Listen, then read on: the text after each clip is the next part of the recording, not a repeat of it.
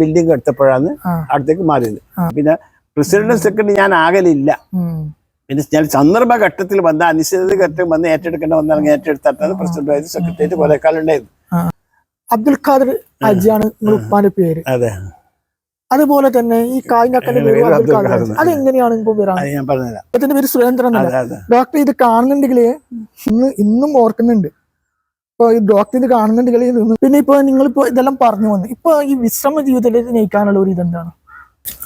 Hi friends, ഞാൻ Farooq Ahmed. KUF മീഡിയയിലേക്ക് നിങ്ങൾക്ക് ഏവർക്കും സ്വാഗതം. ഇത്തരത്ത് ഹുസൈൻ ഹാജി എന്നവരുടെ ഇനിയുള്ള അടുത്ത ഒരു സ്റ്റെപ്പിനെ കുറിച്ചിട്ടാണ് ഞാൻ സംസാരിക്കാൻ പോകുന്നത്. എന്തായാലും അടുത്ത അദ്ദേഹത്തിന്റെ വിശേഷങ്ങൾ എന്താണെന്നുള്ള കാര്യം അദ്ദേഹത്തിനോട് തന്നെ നമുക്ക് ചോദിച്ചറിയാം. അസ്സലാമു അലൈക്കും. നമ്മൾ കഴിഞ്ഞ ദിവസം നമ്മൾ കുറച്ച് നിങ്ങളുടെ വിശേഷങ്ങളൊക്കെ നമ്മൾ അറിഞ്ഞെന്ന് വെച്ചാൽ നിങ്ങളെ സ്വന്തം വ്യക്തിപരമായിട്ടുള്ള കാര്യങ്ങളാണ്. ഇപ്പൊ ഇനി നമുക്ക് കുറച്ച് നിങ്ങളുടെ നാട്ടിന് ചെയ്ത സേവനങ്ങളെ കുറിച്ച് നമുക്ക് സംസാരിക്കാം. ഈ പൊതു രംഗത്ത് വന്ന കാര്യങ്ങളെ കുറിച്ചിട്ട് കഴിഞ്ഞ എപ്പിസോഡിൽ നമ്മൾ കുറച്ച് കാര്യങ്ങൾ പ്രതിപാദിച്ചിട്ടുണ്ട്. അപ്പൊ ഈ പൊതുരംഗത്തേക്ക് പിന്നെ പള്ളിയിൽ ലൈറ്റാക്കിയ സംഭവങ്ങൾ മറ്റൊക്കെ നിങ്ങൾ അതിൽ സംസാരിച്ചിട്ടുണ്ട്. ഈ മഹല്ലിന്റെ രൂപീകരണം എന്ന് പറഞ്ഞാൽ 12 കാരണന്മാരാണ് അല്ലെ? ഈ 12 കാരണന്മാരിൽ നിന്ന് പിന്നെ എങ്ങനെയാണ് ഈ ഒരു റഹ്മാനിയ മദർസ മാനേജിംഗ് കമ്മിറ്റിയിലേക്ക് രൂപാന്തരപ്പെടുന്നത്? അന്ന് ഞാൻ പറഞ്ഞിരുന്നു, പിന്നെ റഹ്മാനിയ മദ്രസക്ക് ഒരു കമ്മിറ്റി ഉണ്ടായിരുന്നു. ദർസ് മദ്രസക്ക് പള്ളി മറ്റൊരു കാരണന്മാർഗയിലായിരുന്നു ഭരിച്ചത് ഞാൻ പറഞ്ഞിരുന്നു. അപ്പൊ കാരണന്മാർ ഉള്ള കാലത്ത് തന്നെയാണ് പള്ളിയിൽ ലൈറ്റും കാര്യത്തിലാക്കിയത്.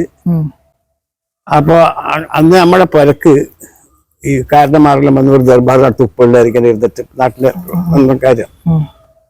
അപ്പൊ ഇങ്ങനെ നടത്തപ്പോ ഞാൻ എന്റെ ഒരു ഐഡിയ പറഞ്ഞു, നമുക്ക് പള്ളി കാരണന്മാരിൽ ഭരണസമിതി ഉണ്ടായിക്കൂടെ നമുക്ക്, എന്നാൽ ഈ പള്ളിന്റെ ഭരണം നടത്താനോ അത്. അപ്പൊ അതിനെല്ലാവരും സമ്മതിച്ച് അതിന്റെ അടിസ്ഥാനത്തിൽ പള്ളി പരിപാലന കമ്മിറ്റി വന്നിട്ട് ഒരു കമ്മിറ്റിക്ക് രൂപം കൊടുക്കാൻ അവർ സമ്മതിച്ചൊരു അടിസ്ഥാനത്തിൽ ആദ്യം ഈ പള്ളി എല്ലാ 12 പള്ളിയും ഭരിക്കാനുള്ള ഒരു പരിപാലന കമ്മിറ്റി ഒരു കമ്മിറ്റി വിളിച്ചു, ഭരണസമിതി. അങ്ങനെ ഭരണസമിതി പള്ളിന്റെയും മദ്രസന്റെ ദർസ് മദ്രസ കമ്മിറ്റി ഇങ്ങനെ നടന്നുകൊണ്ടിരിക്കുന്നു. അന്ന് നാട്ടിലെ അവസ്ഥ എന്ന് പറഞ്ഞാല് വളരെ ദാരിദ്ര്യമായിരുന്നു. വിരലിൽ എണ്ണാവുന്ന ഒരു ഒഴികെ ബാക്കിയെല്ലാം പട്ടിണിക്കാരാണ്. അന്ന് അവരാകെ ജോലി മഴക്കാലത്തിലെ പാണ്ടിന്റെ പണി മാത്രമാണ്. പിന്നെ പറമ്പത്തെ കാര്യസ്ഥ പണി ഇങ്ങനത്തെ എല്ലാണ്ട് വളരെ ദാരിദ്ര്യം. അന്ന് നമ്മളെ ഉപ്പ റമളാനായാലും 30 ദിവസം ഒരു ലോഡ് അരി കൊണ്ട് നിട്ട് ഇറക്കിയിട്ട് ഇങ്ങനെ കഞ്ഞി വെച്ച് കുഴമ്പും. പിന്നെ സക്കാത്ത് വേണ്ടി എല്ലാ വീടുകളും പറ്റി അവര് ഡാറ്റ കളക്ട് ചെയ്തിട്ട് സക്കാത്ത് കൊണ്ടു കൊടുത്തത് എല്ലാ വീട്ടിലും ഇരിപ്പില്ല. അത് കുറഞ്ഞ വീട് മാത്രമേ സക്കാത്ത് വാങ്ങാതെ വീടുണ്ടായിരുന്നു അന്നത്തെ കാലത്ത്. അപ്പൊ അന്നേരം ഇങ്ങനെ ഭരണ കമ്മിറ്റി നടക്കുമ്പോ ഈ ദാരിദ്ര്യം ഇതെല്ലാം കണ്ടപ്പോ അത് PKP അബ്ദുസലാം മൗലവിയായിരുന്നു ദർസിൽ ഉസ്താദ്. ആ ഉസ്താദ് നമ്മൾ നേരത്തെ രീതിയിൽ പറഞ്ഞില്ല, PKP അബ്ദുസലാം ഉസ്താദിന്റെ ഉപ്പയായിരുന്നു ആദ്യം. ഉപ്പാന്റെ മരണശേഷം മോൻ ദർസിൽ പഠിച്ചോണ്ടിരുന്ന സ്ഥലം. പിന്നെ ബാക്കി അതിൽ പേര് വന്നതിന് ശേഷം അയാള് ഇവിടുത്തെ ഉസ്താദായി. അപ്പൊ ഈ റഹ്മാനിയ ദർസിന്റെ എന്റെ ഓർമ്മ വെച്ച് നോക്കുമ്പോ എന്റെ ഉപ്പ പറഞ്ഞത് നമ്മള് വലിയ ജുമാഅത്ത് പള്ളിന്റെ വെയിലായിരുന്നു പറഞ്ഞിട്ട്, അതാണോ? ആദ്യം പുതിയ പള്ളിയിലായിരുന്നു, പിന്നെ ജുമാഅത്ത് പള്ളിന്റെ മുകളിലായിരുന്നു. പിന്നെ അതിന് പ്രത്യേക ബിൽഡിംഗ് എടുത്തതിന് ശേഷമാണ് ഈ ദർസിൽ ഇപ്പോഴുള്ള ദർസിന്റെ അടുത്തേക്ക് മാറിയത്. അത് ജുമാഅത്ത് പള്ളിയുടെ മുമ്പിൽ ഉണ്ടായിരുന്നു, മുകളിലുണ്ടായിരുന്നു. പിന്നെ പുതിയ പള്ളിയിലുണ്ടായിരുന്നു.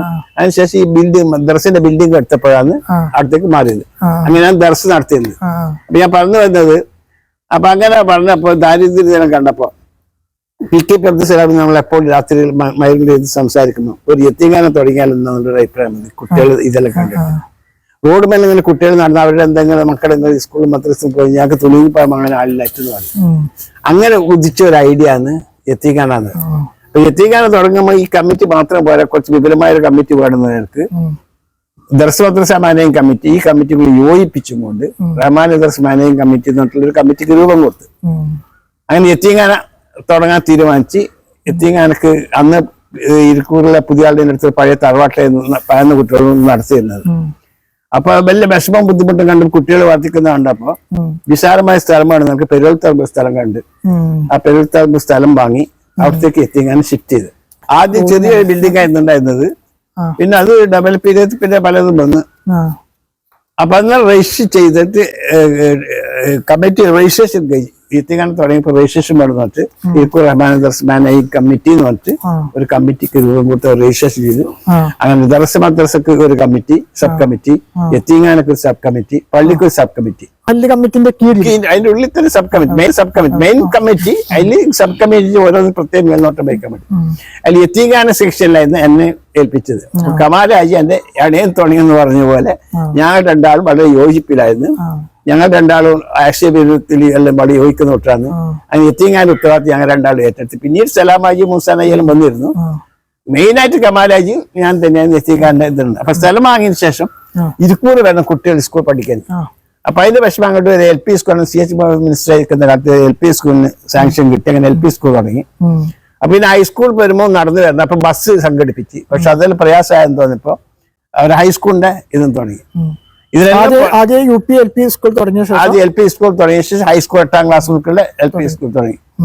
അപ്പൊ അതിന് പുറമെ കുട്ടികൾ നിസ്കരിക്കാനാണ് ചെറിയൊരു ഇതാണ്ടത്. അപ്പൊ എനക്കെപ്പോൾ ദിവസം യത്തീംഖാനെ പോയി നോക്കേണ്ട ഇതുള്ളതുകൊണ്ട് ഞാൻ എന്റെ വീട് എടുക്കുന്നത് യത്തീംഖാന്റെ മുമ്പിലാക്കി. അങ്ങനെ യത്തീംഖാന്റെ വീടിന് മുമ്പിൽ വീട് വന്ന് അപ്പൊ അതുകൊണ്ട് എനിക്ക് പള്ളിയും പട്ടണ ഉണ്ടാക്കി. പള്ളി സ്കൂളും വന്നപ്പോ നാട്ടുകാർ വരാൻ തുടങ്ങി. അങ്ങനെ ഇപ്പൊ നാട്ടിൽ ഇരിക്കും ഏറ്റവും അധികം വാല്യൂ ഉള്ള സ്ഥലം ഒരു തലമായി മാറി. അതിപ്പോ അവിടെ LP സ്കൂളുണ്ട്, ഹൈസ്കൂളുണ്ട്, എന്താ ഹയർ സെക്കൻഡറി സ്കൂളുണ്ട്, ഒരു വനിതാ യത്തീംഖാന തുടങ്ങിയിരുന്നു. പിന്നെ അത് ക്രമേണ അത് പോയിട്ട് ഇപ്പൊ അവിടെ വാപ്പിന്റെ കോളേജാണ് നടത്തുന്നത്. ഉദ്ഘാടനം ഏത് വർഷമായിരുന്നു? 1969 കുട്ടിയാൻസായിരുന്നു ഉദ്ഘാടനം. അന്ന് പഴശ്ശി പ്രോജക്ടിന്റെ ചീഫ് എഞ്ചിനീയർ ആയിട്ടുണ്ടായിരുന്നപ്പം അയാളെ കൊണ്ടാണ് ഉദ്ഘാടനം ചെയ്യിച്ചത്. പിന്നെ PKP ഷിഫ്റ്റ് ചെയ്ത് പോയി യത്തീംഖാന പെരിയൽ മാറി.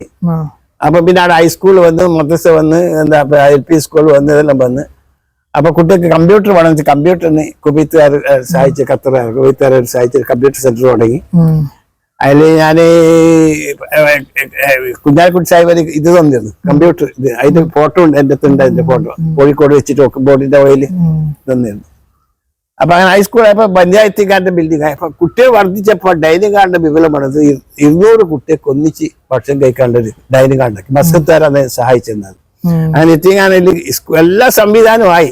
പക്ഷെ വെള്ളത്തിന്റെ ക്ഷാമം വന്നപ്പോ നമ്മൾ ലോറിയിൽ ഇരിക്കുന്നത് കൊണ്ടിട്ട് അത് ഹാഗതെല്ലാം വെള്ളം വെച്ചിരുന്നു. അത് പരിഹരിക്കാൻ കുറെ കുഴൽക്കിണർ വെച്ച് അതിൽ പരാജയമായപ്പോ ഏട്ടക്കയത്തിൽ ഒരു കിണർ വെച്ചിട്ട് അത് മോട്ടർ വെച്ച് 1 കിലോമീറ്റർ ഹൈറ്റിൽ യത്തീംഖാനയിലേക്ക് വെള്ളം കൊണ്ടുവന്ന് അവർ ടാങ്ക് കെട്ടി ആ ടാങ്കിലേക്ക് വെള്ളം എത്തിച്ചിട്ട് അത് പിന്നെ വെള്ളത്തിന്റെ പ്രശ്നം തീർന്നു. ആടെ ഇഷ്ടം പോലെ വെള്ളം ആയപ്പോ പറമ്പ് പൊതുവെ വെള്ളത്തിന് ക്ഷാമമായി നന്ന്. അപ്പൊ അതുകൊണ്ട് എല്ലാവർക്കും നമ്മൾ മീറ്റർ വെച്ചിട്ട് സപ്ലൈ ചെയ്ത് എല്ലാ വീട്ടുകാർക്കും വെള്ളം കൊടുത്തു. പിന്നെ ഇത് ജാപ്പാൻ പദ്ധതി വന്നതിന് ശേഷം പിന്നെ വെള്ളത്തിന് ക്ഷാമം അടുത്തത്. ഇപ്പൊ വെള്ളത്തിന് പ്രശ്നമില്ല. അങ്ങനെ നല്ലൊരു സുവർണ കാലഘട്ടം ഉണ്ടായിരുന്നു അവിടെ യത്തീംഖാനക്ക്. അന്ന് മെഡിക്കലായിട്ടുള്ള ഒരു മെഡിക്കൽ സെന്റർ ഉണ്ടായിരുന്നു, ഫ്രീ ആയിട്ട് മെഡിസിൻ കൊടുക്കാന്. കുട്ടികളെ മാർക്കം തന്നെ അവിടെ വെച്ചിരുന്നു. കമാലാജി നല്ലോണം ത്യാഗം ചെയ്യും, സേവനം ചെയ്യും. കമാലാജി ഞങ്ങളാണെങ്കിൽ കമാലാജി അത് ത്യാഗം ചെയ്യാൻ ഞാൻ ബുദ്ധിപരമായും ഉപദേശവും നടത്തുന്ന ഞാൻ ബാക്ക്ഗ്രൗണ്ട്. പിന്നെ ഒരു കാര്യം ഞാൻ കിങ് മേക്കർ ആകില്ല, അല്ല കിങ് ആകല്ല, കിങ് മേക്കറേ ആകുള്ളൂ. പിന്നീട് ഇന്ന് പാട്ട് പാടേലുള്ളൂ. അങ്ങനെ അത് കമാലാജി അന്ന് മാനേജറായി. പിന്നെ കമാലാജിന്റെ കുറെ കാലം കഴിഞ്ഞ ശേഷം മൂസാനാക്കി, പിന്നെ അതിനുശേഷം സലാമാജിനാക്കി. ഞാൻ ഇതിലായിട്ട് പിന്നെ പ്രസിഡന്റ് സെക്രട്ടറി ഞാൻ ആകലില്ല. പിന്നെ ഞാൻ സന്ദർഭഘട്ടത്തിൽ വന്ന അനിശ്ചിത ഘട്ടം വന്ന് ഏറ്റെടുക്കേണ്ട വന്നാണെങ്കിൽ ഏറ്റെടുത്തിട്ട് പ്രസിഡന്റ് സെക്രട്ടറി കുറെ കാലം ഉണ്ടായിരുന്നു. അങ്ങനെയാണ് മഹല്ല് കമ്മിറ്റി യത്തീംഖാന്റെ സെക്ഷനിലാണ് ഞാൻ കാര്യമായി. മദ്രസയിലും വേറെ സബ് കമ്മിറ്റി നോക്കിയോണ്ട് അതിൽ അത്ര നമ്മൾ ശ്രദ്ധിക്കാറില്ല. പിന്നെ തബ്ലീഗിന്റെ പ്രവർത്തനം അന്ന് ജോറായിട്ട് നടന്നിരുന്നു. അതായത് മഹല്ല് കമ്മിറ്റിക്ക്, അതായത് നാട്ടിന്റെ ചരിത്രം ഒന്ന് മാറി, അതായത് കാരണന്മാരിൽ നിന്ന് മാറി ഒരു മഹല്ല് ഒരു ശാസ്ത്രീയമായ രീതിയിൽ മഹല്ല് കമ്മിറ്റി രൂപം കൊടുത്തതിൽ മുഖ്യ പങ്ക് വഹിക്കുന്നതിനൊക്കെ അതിൽ പങ്കാളിയാകാൻ സാധിച്ചിട്ടുണ്ട്. അതാണ് ഒരു വലിയ പൊതുവെ പാരമ്പര്യമായിട്ട് ഉപ്പ രാഷ്ട്രീയത്തിൽ അങ്ങനെ എന്തെങ്കിലും ഒരു ഇതുണ്ടോ? പാരമ്പര്യം ഉപ്പ മുസ്ലിം ലീഗിന്റെ ഒരു അനുകൂലിയായിരുന്നു. എന്താ അപ്പൊ അന്ന് നമ്മൾ കായിക സംസ്ഥാനത്ത് വെച്ച് ഒരു അറിയപ്പെടുന്ന ഒരു അതെ, അത് ഞാൻ പറഞ്ഞതാ. അത് ഞാനൊരു ഡൗട്ട് ചോദിക്കുന്നുണ്ട്. ഞാനിപ്പോ അബ്ദുൽ ഖാദർ അജിയാണ് ഉപ്പാന്റെ പേര്. അതെ, അതുപോലെ തന്നെ ഈ കായികന്റെ പേര് അതെങ്ങനെയാണ് ഇപ്പൊ ഞാൻ പറഞ്ഞുതരാം. അതായത് കായ്മ എന്ന് പറഞ്ഞാൽ ഉമ്മാന്റെ ഒരു ആങ്ങലുണ്ടായിരുന്നു. അന്ന് ഇത്ര അധികം ചിന്തിക്കുന്ന കൂട്ടുകാർ കാതറായി ഉപ്പാന്റെ പേര്. അപ്പൊ കായ്മാന്ന് കാരണവരുടെ പേര് അബ്ദുൽ ഖാദിട്ട്. പക്ഷെ അബ്ദുൽ ഖാദർ ശരിയായ പേര്, കായ്മാന്റെ ശരിയായ പേര് അബ്ദുൽ ഖാദർ എന്നാണ്. അതങ്ങനെ മാറിയതേ ഉള്ളൂ. ഉപ്പാനും മോനും ഒരുപോലെ വിചിത്രപരമായിട്ടുള്ള പേരാണ്. കാരണം അപ്പൊ ഞാൻ പറഞ്ഞു അതിന്റെ വിഷയം മാറിപ്പോ അങ്ങനെ കമ്മിറ്റിയായിട്ട് രംഗത്തെല്ലാം വന്നപ്പോ മറ്റുള്ള ലീഗിന്റെ രാഷ്ട്രീയത്തിൽ അബ്ദുള്ള മാഷ്, TC ഇബ്രാഹിം, കുട്ടിയാലി സാഹിബ് ഇങ്ങനെയുള്ള നമ്മുടെ സഹപ്രവർത്തകന്മാരായിട്ടുണ്ടായിരുന്നു. ലീഗിന്റെ ഒരു ഇതില് CVK പഴയ KVC പിന്നെ ഒന്ന് ഉപ്പ ലെവലിലേക്ക് വരുന്ന അങ്ങനെയാണ് തോന്നുന്നത്. CVK നമ്മൾ ലീഗ് അധികാരത്തിൽ വരുന്നതിന് മുമ്പേ ഉള്ള ഒരു കാലഘട്ടത്തിൽ ആദ്യകാലത്തിൽ CVK ആയിരുന്നു ഉണ്ടായിരുന്നു. ലീഗ് നല്ല പ്രാസംഗികനായിരുന്നു. പിന്നെ CVN മേമിയാജി, പിന്നെ നിങ്ങൾ ഇപ്പൊ ഇങ്ങനെ കുറച്ച് ആൾക്കാരുണ്ടായിരുന്നു. അങ്ങനെ ആ മുസ്ലിം ലീഗിന്റെ കാലഘട്ടത്തിൽ അബ്ദുള്ള മാഷ്, TC ഇബ്രാഹിം, കുട്ടാരി സാഹിബ്, കമാലാജി, ഞാന്, മൂസാനാജി ഇതെല്ലാം നാട്ടിലെ സാമൂഹിക പ്രവർത്തകന്മാരിൽ മുൻപന്തിയിലുണ്ടായിരുന്നത്. അങ്ങനെ ലീഗ് ഇരിക്കൂർ പഞ്ചായത്ത് മലപ്പുറം പഞ്ചായത്ത് രണ്ടായിരുന്നു. അല്ല, ഒറ്റ പഞ്ചായത്തായിരുന്നു. ഇവിടെ 3 സീറ്റും മലപ്പുറത്തുകാർക്ക് 4 സീറ്റ്. അപ്പം മാർക്സിസ്റ്റ് പാർട്ടിയുടെ ഒപ്പം ഭരണം. അപ്പൊ അത് ബൈഫർക്കേറ്റ് ചെയ്യാൻ വേണ്ടിയിട്ട് അന്ന് EM സാഹിബ് എന്റെ സീനിയറായിട്ട് പഠിച്ച മുനിസിപ്പൽ ഹൈസ്കൂൾ ഞാൻ വലിയ ലോകിച്ചായിരുന്നു. രാജാബിനെ വിളിക്കലെന്ന്. അപ്പൊ അവിടെ പോയ വലിയ ഞാൻ മനുവിനെ വിളിച്ചിട്ട് പറഞ്ഞു ഞങ്ങൾ തിരുവനന്തപുരത്ത് വരുന്നുണ്ട് പഞ്ചായത്തിന്റെ നേതൃത്വത്തിൽ. ഞാൻ OK മുഹമ്മദ് സാഹിബ്, കുട്ടിയാൽ സാഹിബ്, കമാലാജി ഞങ്ങളുടെ ഇങ്ങനെ തിരുവനന്തപുരത്തേക്ക് കാറിലാ പോക്കെന്ന് വണ്ടിക്കല്ല. തൃശ്ശൂർ എത്തുമ്പോൾ തന്നെ പഞ്ചായത്ത് ഇലക്ഷൻ ഡിക്ലെയർ ചെയ്തിട്ട് പത്രത്തിൽ എഴുതിച്ചിട്ട്. അപ്പൊ അമ്മത് പറഞ്ഞു നിങ്ങൾ വന്നിട്ട് കാര്യമില്ല, ഒന്നും ചെയ്യാൻ കഴിയില്ല. എന്നാലും പോവാന്ന് പറഞ്ഞ് പോയി. അപ്പൊ അന്ന് കുരുക്കളായിരുന്നു മിനിസ്റ്റർ. കുരുക്കളെ പോയി കണ്ട് കുരുക്കളോട് പറഞ്ഞപ്പോൾ ഒരാഴ്ച മുമ്പ് നിങ്ങൾക്ക് കാർഡ് എഴുതിയാൽ മതിയായിരുന്നു പറഞ്ഞ്. പക്ഷെ OK അവൻ നടക്കാതെ കാര്യം നടക്കാനാണ് ഇവര് വന്നത്. അതുകൊണ്ട് ഇത് നടത്തി കൊടുക്കണമെന്ന് പറഞ്ഞു. അങ്ങനെ ഞങ്ങളുടെ എത്തുമ്പോൾ തന്നെ പഞ്ചായത്തിലേക്ക് ഓർഡർ വന്നിട്ട് ബൈഫർക്കേറ്റ് ചെയ്യാതിരിക്കാൻ കാരണം എന്തെങ്കിലും ബോധിപ്പിക്കണമെന്ന് വെച്ചു. ആരും ബോധിക്കാരനില്ല. അങ്ങനെ പഞ്ചായത്ത് ബൈഫർക്കേറ്റ് ചെയ്തിട്ട് ഇരിക്കൂർ പഞ്ചായത്ത് വേറെ, മലപ്പുറം പഞ്ചായത്ത് വേറെ. അങ്ങനെ രാഷ്ട്രീയത്തിലുള്ള ഒരു നേട്ടം അതായിരുന്നു. അല്ല, ഈ ഇരിക്കൂർ പഞ്ചായത്തിന്റെ കീഴിലല്ലേ കുട്ടിയാൽ സാഹിബ് പ്രസിഡന്റ് ആവുന്നത്? അതായത് ഈ ആദ്യം പഞ്ചായത്ത് ആയ വാർഡ് മലപ്പുറത്ത് ഹുസൈനാക്കാനെ പ്രസിഡന്റ് ആക്കിയത്. അന്ന് കൈബന്ധിച്ചിട്ട് വോട്ട് ചെയ്യാൻ മലപ്പുറത്ത് കാർഡോർ ബഹുമാനിച്ചിട്ട് കൈബന്ധിച്ചിട്ട് വോട്ട് ചെയ്യുന്ന സമയത്ത് കുട്ടിയാൽ സാഹിബ് പ്രസിഡന്റ് ആയിട്ടില്ല. ലീഗിന്റെ പ്രസിഡന്റ് പഞ്ചായത്തിന്റെ പ്രസിഡന്റ് ആയിരുന്നു. അല്ല, അതിന് ഇരിക്കൂർ ഗ്രാമപഞ്ചായത്ത് പ്രസിഡന്റ് ആയിട്ടില്ല. ആ പ്രസിഡന്റിന്റെ ഇതില് മെമ്പർമാരല്ല ആരിലായിട്ട് വരുന്നത്? അന്ന് ഞാനുണ്ടായിട്ടില്ല, ഞാൻ പറയാം. ഒന്ന് AP ഷാദിരിയാക്ക, 2 ജമീൽ താത്ത, ഒരു ഭാര്യ ജമീൽ താത്ത, 3 TC ഇബ്രാഹിം കാക്ക, 4 കയാക്കുൽ അഹമ്മദ്, 2 ഉപ്പ, പിന്നെ 5 ഒരു അർജനാണെന്ന് തോന്നുന്നു. അദ്ദേഹത്തിന്റെ പേര് ഞാൻ ഇവരെ ഒരു ഇതിലാണ്. അന്ന് തോന്നുന്നു 1977 ഈ സംഭവം തോന്നുന്നു. അന്ന് നഹാ സാഹിബ് ആയിരുന്നു തദ്ദേശ സ്വയംഭരണ വകുപ്പ് മന്ത്രി. നമ്മൾ അന്ന് പെരൽത്തറമ്പിൽ എത്തിക്കാനും മാറിയില്ലേ? അപ്പൊ താൽക്കാലികമായി കെട്ടിടമായിരുന്നു അന്നുണ്ടായിരുന്നു. അതിന്റെ ഉദ്ഘാടനം കഴിച്ചത് നഹാ സാഹിബായിരുന്നു. തദ്ദേശ സ്വയംഭരണ വകുപ്പ് മന്ത്രി നഹാ സാഹിബായിരുന്നു. പിന്നെ അന്നുണ്ടായിരുന്ന ചെറിയ കുസൃതി എന്നാണ് പറഞ്ഞത്. ഞാൻ ലീഗിലുള്ളപ്പോ തന്നെ ഒരു വിമത ലീഗനായിട്ടാണ് അഹമ്മദിനെ ജയിപ്പിച്ചത്. അപ്പൊ എന്നിട്ട് പഞ്ചായത്തിൽ അഹമ്മദ് കുട്ടിയെ പരിപാടി വെച്ച്. അപ്പൊ അന്ന് ഞാൻ അഹമ്മദ് കുട്ടിയെ തെറ്റി ലീഗ് തന്നെ ശരിയായ ലീഗ് തന്നെ വന്നപ്പോ നാസാഹിബിനോട് പഞ്ചായത്തിൽ കയറണ്ടെന്ന് പറഞ്ഞു. അങ്ങനെ അയാളങ്ങനെ അടിച്ചു പോയി. അങ്ങനെ ചില സംഭവം ഉണ്ടായിരുന്നു. പിന്നെ പള്ളിന്റെ ഉദ്ഘാടനത്തിന് വലിയ സമയം കുറെ വിശദീകരിക്കാൻ കുറെ സമയം 85 കൊല്ലായില്ലേ? 85 ചരിത്രം പറഞ്ഞാൽ 1 മാസം പറഞ്ഞാൽ തീരും. ചുരുക്കി പറയാം നമുക്ക്. അങ്ങനെ പഞ്ചായത്ത് രാഷ്ട്രീയത്തിൽ അങ്ങനെയാണ് പഞ്ചായത്തിന്റെ ദിവസം വന്ന് ഇതെല്ലാം. പിന്നെ ഉണ്ടായിരുന്ന ഒരു വികസന സമിതി രൂപീകരിച്ചു നാട്ടില്. അന്ന് ഒരു താലൂക്ക് ആക്കണം നമ്മുടെ പാലത്തിന്റെ കാര്യത്തിലും ഹൈസ്കൂളിന്റെ കാര്യത്തിലും. അങ്ങനെ ആ പാലത്തിന്റെ ഇത് കായ്മാക്കി അന്നാന്ന് കായ്മ സജീവ രാഷ്ട്രീയത്തിൽ അവർ ഈ ബാലകൃഷ്ണന്റെ കൗമുദി വായിച്ചിട്ട് RSP ആശയക്കാരനായിരുന്നു. പക്ഷെ ഒരു ആദ്യം ലീഗാരനാണോ? ആദ്യം സ്വാതന്ത്ര്യത്തിന് മുമ്പേ ഉപ്പാന്റെ പാരമ്പര്യം എന്നല്ല, ഒരു വ്യക്തിപരമായിട്ട് തന്നെ ഒരു തലശ്ശേരിയായിരുന്നു പഠിച്ചിരുന്നത്. അപ്പൊ നടന്നില്ല. അപ്പൊ എന്നിട്ട് പാലത്തിന്റെ ഇത് വേണ്ടി ദിവാകരൻ വന്നപ്പോഴാണ് ഒരു ശരിയായ RSPക്കാരനായിട്ട് മാറി. ദിവാകരന്റെ ശ്രദ്ധ വെച്ച് അങ്ങനെ വികസന സമിതിന്റെ പരിശ്രമമായിരുന്നു പാലത്തിനുണ്ടായിരുന്നു. അതുപോലെ ഹൈസ്കൂളിൽ ഉണ്ടായിട്ടില്ല അന്ന്. അപ്പൊ ഹൈസ്കൂൾ ഉണ്ടാകാൻ വേണ്ടി പരിശ്രമിച്ച സ്ഥലമാണ് പെരുവത്തറമ്പിൽ സ്ഥലം ഒരാൾ കൊടുക്കാന്ന് പറഞ്ഞു. പക്ഷെ പെരുവത്തറമ്പ് വേണ്ട ഇരിക്കുത്തിന് വേണമെന്നുള്ളവർക്ക് കല്യാട്ട് അസമാനം പോയിട്ട് കണ്ട് കല്യാട്ട് അസമാനം ഹൈസ്കൂളിലുള്ള സ്ഥലം ഫ്രീ ആയിട്ട് തന്നിരിക്കുന്നു. അങ്ങനെയാണ് ഹൈസ്കൂളിന്റെ രൂപീകരണം. അതിൽ ഒരു പങ്ക് എനിക്ക് വഹിക്കാൻ കഴിഞ്ഞിട്ടുണ്ട്. പിന്നെ അതുപോലെ തന്നെ പാലത്തിന്റെ ഇതിന്റെ കാര്യത്തില് പിന്നെ അന്ന് ഈ BDO, block officer, sub inspector, doctor ഇതെല്ലാം നമ്മുടെ വൈകുന്നേരം ഇപ്പൊ ഒന്നിച്ചിരിക്കുന്ന സമയം. ആ സമയത്ത് നമ്മുടെ പാഴ്സയിൽ എസ്റ്റേറ്റിലേക്ക് പോകാൻ ഒരു റോഡുണ്ട്. പാഴ്സയിൽ ഇപ്പോൾ അന്ന് ആരും ഉണ്ടായില്ല, ആട് മുഴുവൻ കാടാണ്. അപ്പൊ ബ്ലോക്ക് എന്നുള്ള ഒരു സഹായത്തോട് കൂടിയിട്ട് അവിടെ റോഡ് ഉണ്ടാക്കി. TC ബ്രൈൻ എന്റെ കൺവീനർ ആയിട്ടുണ്ടായിരുന്നു. അങ്ങനെ വയക്കാങ്കോട് എന്നൊരു നാടുണ്ടായത് ആ റോഡ് വന്നതിന് ശേഷം. അപ്പൊ അതുപോലെ തന്നെ വീട് ഞങ്ങൾ എപ്പോൾ കാഞ്ഞിരക്കൊല്ലി എസ്റ്റേറ്റ് നമ്മുടെ, അപ്പൊ അവിടെ പോകുമ്പോൾ ഈ ഡോക്ടറെയും വീഡിയോ വിളിക്കുന്നുണ്ട്. അങ്ങനെ 72 അടിയന്തരാവസ്ഥ വന്നപ്പോ ഈ വീഡിയോമാരെല്ലാം മീറ്റിംഗ് ഉണ്ടായിരുന്നു. പെട്ടെന്ന് നിങ്ങൾ റോഡിന്റെ പ്രോഗ്രാം പറയണമെന്നാണ്. അപ്പൊ ഈ കോർ വന്ന് കുന്നത്തൂർ കാഞ്ഞിരക്കൊല്ലി എന്നിട്ട് റോഡിന് കൊടുത്ത്. അങ്ങനെയാണ് കുന്നത്തൂർ കാഞ്ഞിരക്കൊല്ലി റോഡ് ഉണ്ടായിട്ട് വികസനത്തിന്റെ കാര്യത്തിൽ അങ്ങനെ ചെയ്ത് കൊടുക്കുമ്പോൾ ബ്ലോക്ക് ഓഫീസിന്റെ ഒരു പണി വന്ന് ബ്ലോക്ക് ഓഫീസ് എടുത്ത് കമാലയ്യ കോൺട്രാക്ടർ ഉണ്ടായിരുന്നു. അങ്ങനെ പാലത്തിന്റെ ഇതെല്ലാം ചെയ്ത് റോഡിന്റെ കാര്യത്തിൽ ഇങ്ങനെ സജീവമായിട്ട് ഞങ്ങളെല്ലാവരും ഒന്നിച്ച് കൂട്ടായിട്ട് പ്രവർത്തിക്കുമായിരുന്നു ലീഗിലെല്ലാം.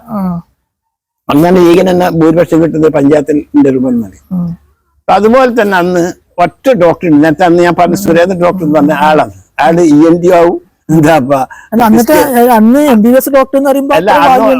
ഡിസ്ട്രിക്ട് ബോർഡ് കീഴിലുള്ള ഒരു ഹോസ്പിറ്റൽ ചെറിയ ഡിസ്ട്രിക്ട് ബോർഡിനായിരുന്നു. പിന്നെ അത് ഏകദേശം 69-70 കാലത്തിൽ 72 സുരേന്ദ്രൻ ഇരിക്കൂർ ഉണ്ടായിരുന്നു. അതിന് പുരുഷോത്തമൻ ഉണ്ടായിരുന്നു. ഈ പുരുഷോത്തമന്റെ കഥ എന്റെ ഉപ്പ പറഞ്ഞിട്ടുണ്ട്. ഈ സുരേന്ദ്രൻ എന്ന ഡോക്ടർ ഇപ്പോൾ അദ്ദേഹത്തിന്റെ ഒരു കമന്റ് കഴിഞ്ഞ ഒരു ഇതില് ഒരു കമന്റ് കണ്ടു, നിങ്ങളൊന്ന് ഇതാക്കിയിട്ട് അല്ല. അദ്ദേഹത്തിന്റെ പേര് സുരേന്ദ്രൻ അല്ല. ഡോക്ടർ ഇത് കാണുന്നുണ്ടെങ്കിൽ ഡോക്ടർ ഓർക്കുന്ന ഒത്തിരി പേരുണ്ട്. നമ്മൾ ഇരിക്കൂറ് ഡോക്ടർ അന്ന് 72 അല്ല 72 സേവനം ചെയ്തപ്പോ അന്ന് ഇന്നും ഓർക്കുന്നുണ്ട്. അന്ന് ഈ ഒരു ഡിസ്ട്രിക്ട് ബോർഡിൽ ചെറിയൊരു ഹോസ്പിറ്റലാണ്. ഈ ഒറ്റ ഡോക്ടറെ ഉണ്ടാവും. അന്ന് പുരുഷോത്തമൻ ആദ്യം ഉണ്ടായിരുന്നു. പിന്നെ വേറെ ഡോക്ടർമാരുന്നു. ഈ സുരേന്ദ്രനുള്ള കാലത്താണ് ഈ ഹോസ്പിറ്റൽ ഞാൻ അധികം അടുക്കുന്നത്. അപ്പൊ ഞങ്ങളുടെ വൈകുന്നേരമുള്ള മീറ്റിംഗിൽ ഞങ്ങൾ കമ്മ്യൂണിറ്റി കൂടി ഇരിക്കും.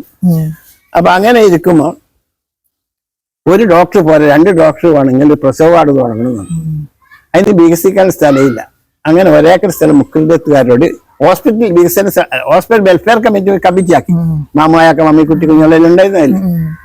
അപ്പൊ അതിൽ നമ്മളെല്ലാം സജീവമായിട്ടുണ്ടായിരുന്നു. അങ്ങനെ വെൽഫെയർ കമ്മിറ്റി ഒരേക്കർ സ്ഥലം വാങ്ങി ഗവൺമെന്റിന് കൊടുത്ത്. അപ്പൊ അവിടെ പ്രസവ വാർഡിന് ബിൽഡിംഗ് വന്നിട്ട് ആ ബിൽഡിംഗ് കൊടുത്ത് അതിന്റെ ബിൽഡിംഗ് കൺസ്ട്രക്ഷന്റെ കൺവീനർ ഞാനായിരുന്നു. കാക്കാന്റെ മക്കളെ കൊണ്ടാ പണിയെടുപ്പിച്ചു ഞാൻ.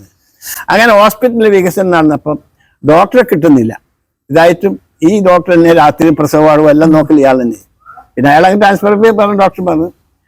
പിന്നെ വികസന സമിതി പിന്നെ പഞ്ചായത്തിലും വന്ന് പഞ്ചായത്ത് ബ്ലോക്ക് കമ്മിറ്റി വന്ന് ഇതെല്ലാം വന്ന് പിന്നെ ഹോസ്പിറ്റൽ താലൂക്ക് ഹോസ്പിറ്റലായിട്ട് മാറി. അതിനുള്ള പരിശ്രമം നടന്നു. വേറെ പലരും പേര് പറയാതെ ഞാൻ വിട്ടുവന്നത്. കാരണം അങ്ങനെ ഓർമ്മയില്ല. നോർമൽ പേര് പറഞ്ഞു മാത്രമേ ഉള്ളൂ. ഞാൻ ഒറ്റ ഓർമ്മിക്കുന്ന സംഗതി TC ബ്രൈൻ, അബ്ദുള്ള മാഷി, കുട്ടിയാജി സൈദ്, കമാലാജി, മൂസാനാജി, സലാമാജി, ഇതെല്ലാം നമ്മൾ അന്ന് ഒരു ടീമായിട്ടുണ്ട്. ബാക്കി പലരും ഉണ്ടായിരുന്നു സേവനം ചെയ്ത ആള്. അല്ല ഇപ്പൊ ഇരിക്കൂർ ബസ് സ്റ്റാൻഡ് രൂപീകരണം അത് ഈ പഞ്ചായത്തുള്ള കാലത്താ. ഏത് പഞ്ചായത്തുള്ള കാലത്താ? അന്ന് TC എന്ന് തോന്നുന്നു ഓർമ്മ. TC ഇരിക്കൂർ ബസ് സ്റ്റാൻഡിന്റെ സ്ഥലം. അതെ, പഞ്ചായത്തിന് വേണ്ടി. അത് എനിക്ക് തോന്നുന്നു മറ്റൊരു CP കൂട്ടക്കാരുടെ സ്ഥലമാണല്ലോ. CP കൂട്ടക്കാരുടെ അതുള്ള സ്ഥലമുണ്ട്. ആടെ സ്ഥലം അത് എനിക്ക് തോന്നുന്നു കുട്ടിയാൽ സാഹിബ് പിന്നെ ആ ഭരണസമിതിയിലാണ് അവരേക്കർ സ്ഥലം അത് ഞാൻ മെമ്പറായിരുന്നു. അല്ല ഏതില് പഞ്ചായത്തിൽ മെമ്പർ നിങ്ങൾ 90-ലെ മെമ്പർ ആയത് അല്ല? നിങ്ങൾ 90-ലെ മെമ്പർ ആയി. അത് 77-ലല്ല സംഭവിച്ചത്. 77-78-ലാണെന്ന് തോന്നുന്നു. ആ ഭരണസമിതിന്റെ ഇതിൽ നിങ്ങൾ മെമ്പർ ആകുന്നത് നിങ്ങൾ സ്വന്തം മെനിയനിക്കെതിരെ മത്സരിക്കുന്നത് 5-ാം വാർഡിൽ. അത് ഞാൻ എനിക്കാലം അന്നേരം നല്ല കുട്ടിക്കാലത്ത് നല്ല ഓർക്കുന്നുണ്ട്. പിന്നെ ഇപ്പൊ നിങ്ങളിപ്പോ ഇതെല്ലാം പറഞ്ഞു വന്നു. ഇപ്പൊ ഈ വിശ്രമ ജീവിതത്തിലേക്ക് നയിക്കാനുള്ള ഒരു ഇതെന്താണ്? വിശ്രമ ജീവിതത്തിൽ കമ്മിറ്റിയിൽ ഞാൻ സജീവമായിട്ട് പ്രവർത്തിച്ച് എത്തിക്കാനില്ല. പക്ഷെ എത്തിക്കാനൊന്നും ഞാൻ ഉദ്ദേശിച്ച പോലെ കൊണ്ടുപോകാൻ കഴിയുന്നില്ല എന്ന് പറയുമ്പോൾ, കാരണം ഇപ്പോഴത്തെ തലമുറ നമ്മൾ യോജിക്കുന്നില്ല. പിന്നെ ചെറുപ്പക്കാരെല്ലാം വന്നല്ല, അവരെ ശീലിക്കണല്ല. അത് ഞാൻ അതിൽ നിന്ന് ഒഴിഞ്ഞ് കണ്ണൂരായിരുന്നു എന്റെ താമസം. കണ്ണൂര് വൈഫ് മരിച്ചതിന് ശേഷം ഞാൻ പിന്നെ ഇരിക്കൂർ നിൽക്കുന്നു. കണ്ണൂരിലെ നല്ല തബ്ലീഗിന്റെ പ്രവർത്തനം നടത്തിയിരുന്നു. പിന്നെ ഇരിക്കൂർ ഭാര്യ മരിച്ച ശേഷം മോളെടുത്ത് വന്ന് ഇരിക്കൂർ പറമ്പിലെ പരാടെ പൂട്ടിയിട്ട് ഇവിടെ വന്ന് താമസിച്ചു. വീട് താമസിച്ചപ്പോൾ നാളെ റായത്തിൽ നിസ്കരിക്കാൻ ഒരു പള്ളി കൊണ്ടുവന്നപ്പോൾ ഇവിടെ ജമാഅത്ത് ഇസ്ലാമിന്റെ ഒരു പള്ളി ഇങ്ങനെ അജീർണായിട്ട് കിടക്കുന്നുണ്ട്. അപ്പൊ ഒന്ന് സജീവാക്കാന്നെല്ലാം പറഞ്ഞ് അവരെല്ലാം വിളിച്ചു കൂട്ടി ആലോചിച്ച് അങ്ങനെ നല്ല ഡെവലപ്പ് ചെയ്ത് ബാത്റൂം ആക്കി, ടൈൽസ് വെച്ച്, AC വെച്ച്, സോളാറാക്കി. ഇപ്പം ജുമാ തുടങ്ങി അവിടെ. അപ്പൊ നല്ലൊരു ക്യാമ്പസ് ആയിട്ട് മാറിയാടാ. അപ്പൊ അതുപോലെ എന്തെങ്കിലും സേവനം ചെയ്യണോ എന്നുള്ള നിലക്കാണ് ഞാൻ ഈ പാലിറ്റീവിന്റെ അതിന് ആരും സഹായം വേണ്ടാല രോഗികൾക്ക് കഴിഞ്ഞ എപ്പിസോഡിൽ നമ്മൾ വിശദീകരണം കൊടുക്കാൻ അങ്ങനെ തുടങ്ങി. അപ്പൊ അത് നോക്കും, പള്ളിയിൽ പോയി വരും. പിന്നെ ഇപ്പൊ ഒരു കോർഡിനേഷൻ കമ്മിറ്റി വിളിച്ചിട്ടുണ്ട് ഇരിക്കും മഹലിന്റെ കീഴിൽ, അതിലും പങ്കെടുക്കുന്നുണ്ട് ചെറിയ മട്ടത്തില്. എല്ലാവരും പൊതു രാഷ്ട്രീയ പ്രവർത്തനം രാഷ്ട്രീയത്തിൽ സജീവമായിട്ട് ഇങ്ങനെ വിളിച്ചാൽ പോയി ശരിക്കും സ്റ്റേജ് കാണിച്ചു കൊടുക്കാൻ പോയി നിൽക്കുന്നില്ലാണ്ട് സജീവ പ്രവർത്തനം ഇപ്പൊ ഇല്ല. മഹലില് ഇപ്പൊ ഈ കോർഡിനേഷൻ കമ്മിറ്റി വന്നേരം കുറച്ച് അതിന്റെ വേണ്ടി പ്രവർത്തിക്കുന്നുണ്ട്. പിന്നെ ഈ പള്ളി, പിന്നെ പാലറ്റീവ് ഇതായിട്ട് ഇങ്ങനെ നടക്കലാണ്. നല്ല കുടുംബത്തിലൊന്നും ഒരു പ്രശ്നമില്ല, ഭാര്യ ഇല്ലാതെ വിഷമമൊന്നുമില്ല. മോള് നന്നായിട്ട് നോക്കുക എന്നാ. മോളെ പേര് റുബീന. നന്നായിട്ട് ഭക്ഷണം ഉണ്ടാക്കി തരും. പിന്നെ പള്ളിയില് നല്ല ചങ്ങായിമാരിലുണ്ട്, ഫ്രണ്ട്സ് എല്ലാം ഉണ്ട്, എന്തിനും സഹകരിക്കുന്നത്. അപ്പൊ അതുകൊണ്ട് ഇപ്പൊ ജീവിതം നന്നായിട്ട് പോകുന്നുണ്ട്. അസുഖമൊന്നുമില്ല. അള്ളാഹു സുബ്ഹാനഹു വ തആല തൗഫീഖ് തന്നിരിക്കുന്ന. ഏതായാലും മക്കളോടും ഇപ്പൊ വളരെ സന്തോഷമായിട്ട് ജീവിക്കുന്നു. നല്ല റാഹത്തിൽ ചെലവഴിക്കുന്നുണ്ട്. മാനസികമായും ശാരീരികമായും ഒരു വിഷമമില്ല. മോളിപ്പോ ഭാര്യ ഇല്ലെങ്കിൽ അതിനേക്കാൾ മോള് നോക്കുന്നുണ്ട്. ടേസ്റ്റ് വെച്ചുള്ള ഫുഡെല്ലാം ഉണ്ടാക്കി തരും. പിന്നെ മുമ്പേ വലിയ സർക്കാർ പ്രിയൻ, ആരെങ്കിലും വന്നാൽ എല്ലാം എന്റെ അടുത്ത് ഫുഡ് ഹോം മിനിസ്റ്റർ ആയിരിക്കുന്ന കാലത്ത് അയാള് വന്നിട്ട് എന്ന് ഞാൻ എത്തിക്കാനുള്ള സമയത്താണ്, കല്യാണം കഴിച്ച പാടാണ്, അമ്പായത്തിൽ മാൻകുട്ടിയാക്കാൻ അവിടെ വെച്ചിട്ടാണ് പാർട്ടി നടത്തിയത്. എനിക്ക് ഓർമ്മ. അന്ന് ബേബി ജോണ് നമ്മുടെ അടുത്ത് വിട്ട് വലിയ പാർട്ടിയാണ് നടത്തിയത്. ബേബി ജോൺ വലിയ താലൂക്കായി കിട്ടാൻ വേണ്ടി വളരെ ശ്രമിച്ചിരുന്നു. പക്ഷെ പിന്നെ കേരള കോൺഗ്രസ് ഇടപെട്ടിട്ടാണ് നമ്മുടെ ഭരണം പോയ ശേഷം അവരാണ് പിന്നെ താലൂക്ക് ഇരുത്തിലേക്കിലാക്കി. പിന്നെ എത്തിക്കാൻ വേറെ പ്രത്യേകത, എത്തിക്കാൻ തുടങ്ങാൻ പോകുമ്പോൾ കമ്മിറ്റിക്കാർ പറഞ്ഞ് ഒരാശങ്ക, അതായത് എത്തിക്കാൻ തുടങ്ങിയ പിരിവെല്ലാം അതിനായി പോകുന്നു. നമ്മൾ വന്ന് ഇരിക്കുന്ന ഒരൊറ്റ ഇപ്പം ഇരിക്കൂല എന്നിട്ട് അന്ന് നമ്മളെ ബന്ധം വളർത്തിട്ട് കാസർഗോഡ് മുതൽ കോഴിക്കോട് വരെയല്ല നമ്മൾ പരിചയക്കാരെയും കച്ചവടക്കാരെയും വരും. എല്ലാ റമദാനിലും പോയിട്ട് അവരോട് കളക്ട് ചെയ്യും. പിന്നെ അൽഹംദുലില്ലാഹ് അള്ളാന്റെ തൗഫീഖ് കൊണ്ടെങ്കിൽ ഇഷ്ടം പോലെ പൈസ വരാൻ തുടങ്ങി. ഇപ്പൊ ഇരിക്കൂർ മലയിലെ ഏറ്റവും വലിയ ആസ്തിയുള്ളത് എത്തിങ്ങാനൊക്കെയാണ്. ഭൗതികമായ എല്ലാ സൗകര്യം ഇപ്പാടുണ്ട്. ഇപ്പൊ ഹൈടെക്കിൽ ഇത് വന്നല്ലോ. ഇപ്പൊ കുട്ടികൾ നല്ല പഠിക്കുന്ന കുട്ടികൾ ഇപ്പൊ എല്ലാം. അപ്പൊ നാട്ടുകാരിപ്പോ വർദ്ധിച്ചാടാ. ലോക്കല് ധാരാളം വർദ്ധിച്ച് എല്ലാരും പാടിയ വീടെടുത്ത് താമസിക്കുന്ന അധികം. ഏതായാലും ഉച്ചക്കാക്കാന്ന് ഞാൻ വിളിക്കുന്നത് എന്റെ അമ്മാവനാണ്, തറവാട് കാരണവരാണ്. അതാണ് ഞാൻ ഉച്ചക്കാക്കാന്ന് വിളിക്കുന്നത്. വിശേഷങ്ങളും ഇപ്പോഴത്തെ തവണ അദ്ദേഹം നാട്ടിന് ചെയ്ത സേവനങ്ങൾ, അദ്ദേഹത്തിനെ പോലുള്ള അദ്ദേഹം അന്ന് ചെയ്തിട്ടുള്ള സേവനത്തിന്റെ ഒരു ഫലമായിരിക്കാം ഈ 87 വയസ്സിലും ഇത്ര പൂർണ്ണ ആരോഗ്യവാനായിട്ട് നിൽക്കുന്നത്. യാതൊരു ഷുഗറും ഇല്ല, പ്രഷറും ഇല്ല, കൊളസ്ട്രോൾ ഇല്ല, ഒരു രോഗം അള്ളാഹുവിന്റെ അനുഗ്രഹത്തോടു കൂടി ഇല്ലാതെ പൂർണ്ണ ആരോഗ്യത്തോടു കൂടി ജീവിക്കുന്നത് അദ്ദേഹം അന്ന് അനാഥ മക്കൾക്കും നാട്ടിന്റെ പാവങ്ങൾക്കൊക്കെ ചെയ്ത സേവനത്തിന്റെ ഫലമായിരിക്കാം.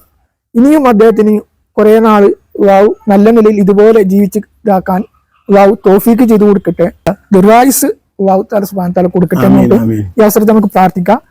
ഏതായാലും നമ്മൾക്ക് നേരത്തെ ഇതിൽ പറഞ്ഞ മാതിരി ഇപ്പൊ അദ്ദേഹത്തിന്റെ ആരോഗ്യത്തിന്റെ രഹസ്യം ഞാൻ ഒരിക്കൽ കൂടി ഞാൻ നേരത്തെ എപ്പിസോഡിൽ പറഞ്ഞ രീതിയിൽ തന്നെ ഞാൻ പറയുന്നത്, അദ്ദേഹത്തിനെ കുറിച്ചിട്ട് ഒരു ഡോക്ടർ എഴുതിയിട്ടുണ്ട് കഴിഞ്ഞ ഒരു എപ്പിസോഡ്, നമ്മളെ കഴിഞ്ഞ വീഡിയോയിൽ ഈ സുരേന്ദ്രൻ അദ്ദേഹം നേരത്തെ പറഞ്ഞ സുരേന്ദ്രൻ എന്ന് പറഞ്ഞ ഡോക്ടർ ഒരു കമന്റ് എഴുതിയിരുന്നു അദ്ദേഹത്തിന്റെ ആരോഗ്യത്തിന്റെ രഹസ്യം. എങ്കിലും ഈ ഭക്ഷണ കാര്യത്തിലാണ് നമ്മൾ പ്രത്യേകം ശ്രദ്ധിക്കേണ്ടത്. ഞാനടങ്ങുന്ന യുവതലമുറ ഭക്ഷണം കാര്യത്തിൽ വളരെ ശ്രദ്ധിച്ചു കഴിഞ്ഞാൽ അദ്ദേഹം പറയുന്നത് ഒരു പരിധിവരെ നമ്മൾക്ക് പൂർണ്ണമായ ആരോഗ്യ രീതിയിലേക്ക് ജീവിക്കാൻ കഴിയുന്ന, അതായത് ജീവിക്കാൻ വേണ്ടി ഭക്ഷണം കഴിക്കുക, അല്ലാതെ ഭക്ഷണം കഴിക്കാനായിട്ട് ജീവിക്കാൻ പാടില്ല എന്ന അദ്ദേഹം തന്ന ഒരു ഉപദേശം. ഏതായാലും അദ്ദേഹത്തിന് വേണ്ടി നിങ്ങളെല്ലാവരും പ്രാർത്ഥിക്കണം എന്നാണ് ഈ അവസരത്തിൽ നിങ്ങളോട് പറയാനുള്ളത്.